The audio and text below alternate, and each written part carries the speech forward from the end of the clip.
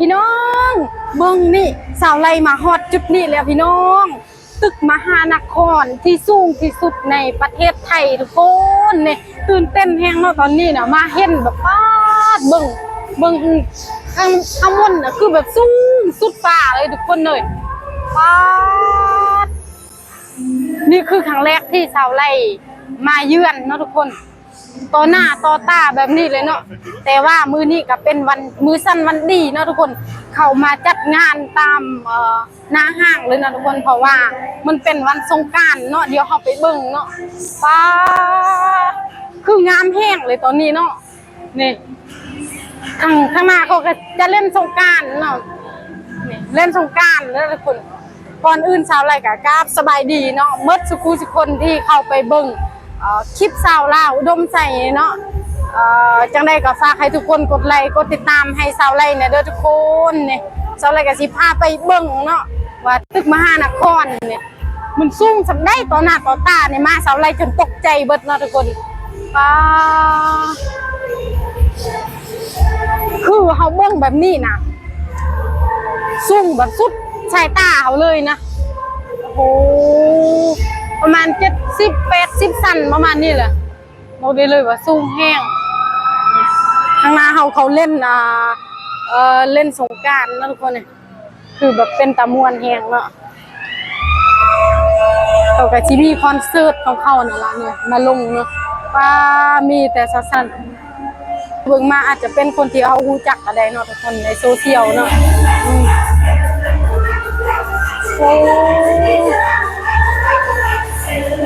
นี่บรรยากาศกระซิบประมาณนี้เลยทุกคนเนี่ยบอกได้เลยว่างามแห้งแถวนี้เนี่ยย่างก็เป็นจุดเด่นเนาะก็จะเป็นตึกมหานครทุกคนเลยตึกที่สูงที่สุดของประเทศไทยเนาะทุกคนสาวไรก็มาฮอดแล้วเด้อสาวไรสาวลาวชาวบ้านนอกคนนี้ก็มาฮอดแล้วเด้อทุกคนตึกอันนี้หน้าตึกอันนี้อยากสิถ่ายคลิปอันนี้มาฝากให้ทางพ่อแม่ที่อยู่ประเทศลาวมาเบิ่งนำกันเนาะทุกคนว่าลูกสาวคนนี้มาฮอดแล้วเด้อตึกที่สูงที่สุดของประเทศไทยนะทุกคนสาวไรก็ดีใจเนาะที่ว่าได้มาเยือนมองนี่เนาะทุกคนตื่นเต้นแห้งตอนนี้นะคือบ่เคยเห็นแบบนี้ในอยู่บ้านเฮาบ่เคยมีเนาะก็ได้มาเจอมาเห็นแบบนี้ก็โอ้ดีใจแห้งเนาะนี่ป้าเขาจัดคอนเสิร์ตต่อหน้าตึกเลยทุกคนเลยนี่มีแต่สาวงามๆเลยมาร้องเพลงเนาะ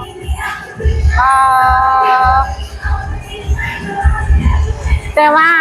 ถ้ามีโอกาสสาวไล่ก็อยากขึ้นไปส่งข้างบนเลยทุกคนแต่ว่าบ่ฮู้ว่าเขาเสียค่าขึ้นเท่าใดเนาะอันนี้ยังบ่ฮู้เนาะให้ที่ว่าฮู้ก็แนะนำสาวไล่นะเด้อทุกคนเพื่อสาวไล่มีโอกาสสาวไล่สิไป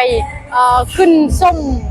ถ่ายวิวข้างบนบรรยากาศให้ทุกคนได้รับชมนำกันนะทุกคนเพราะว่าสาวไล่ก็บ่เคยขึ้นเนาะบ่เคยรู้ว่าเขาเสียเท่าใดนะใครที่เคยขึ้น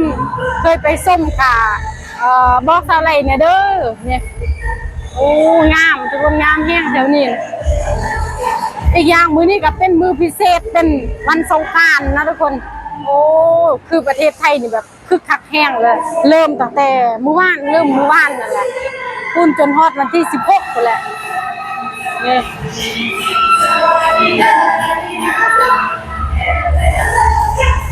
เบิ่งให้เต็มที่แล้วสาวไล่มาตั้งใจที่สุดเพื่อว่าสิมาเบิ่งหน้าห้างอันนี้เนาะเพราะว่าปกติก็เฮ็ดงานอยู่แถวนี้แหละทุกคนแต่ว่าเห็นแต่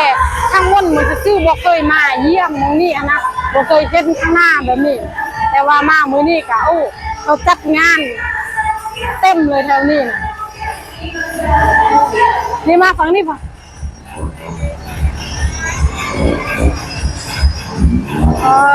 นี่อยากอยู่มองอันนี้นะมองตรงกลางแล้วให้พี่น้องเขาได้เบิ่งตกมือกองเนาะเนี่ยให้เขาเบิ่งข้างบน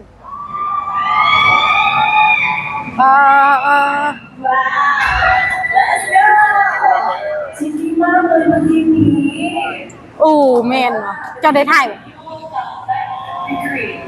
แม่นเลยเจ้าได้ถ่ายส่งให้เราใบเสร็จ2 อันเราจะลง นี่เขาก็สิตั้งสไลเดอร์บ่ที่ว่าเล่นน้ำมันนะที่ว่ายืนจากข้างบนเนี่ยลงไปอันนั้นเนาะคือรถแห้งทุกคนตอนนี้เนี่ยคือเขากาเกี่ยมเล่นสงกรานต์นะทุกคนโอ้และอีกอย่างที่อยากเฮ็ดก็คืออยากขึ้นทางบนนี่นะทุกคนอยากขึ้นเบิ่งข้างบนชมวิวข้างบนนี่นะ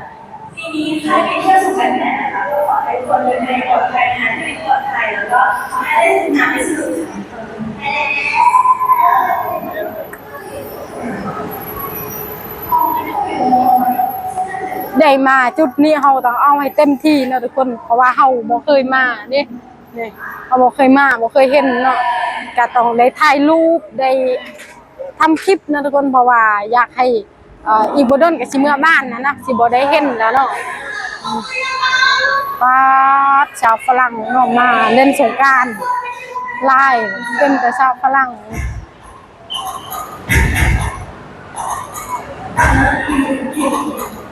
ไทยมา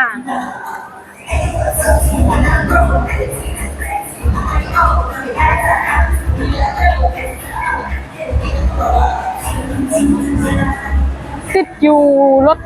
BTS เลยนะทุกคนการเดินทางสะดวกสบายแห้งแถวนี้มี BTS ใกล้ๆเนี่ยเนาะมาลองเบิ่ง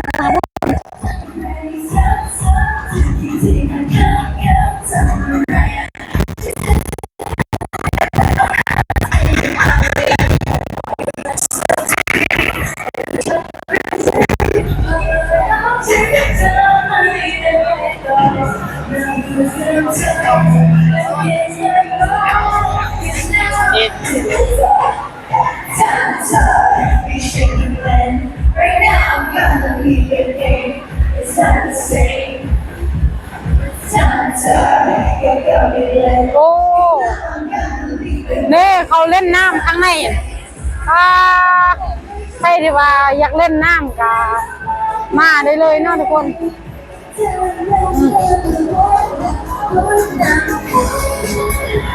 จังสิ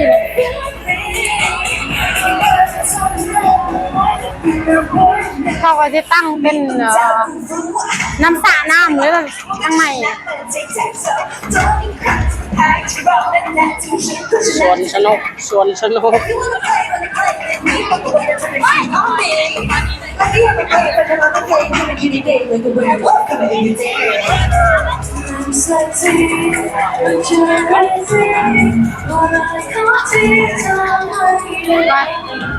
เนี่ยอยู่ฝั่งนี้กับที่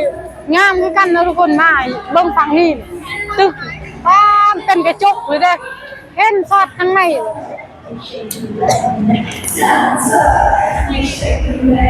บอกได้เลยว่าสูงแห้งเนาะตึกอันนี้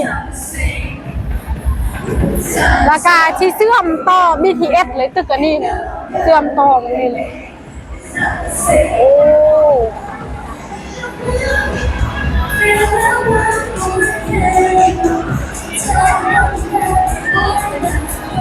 จำนาทีเหรอ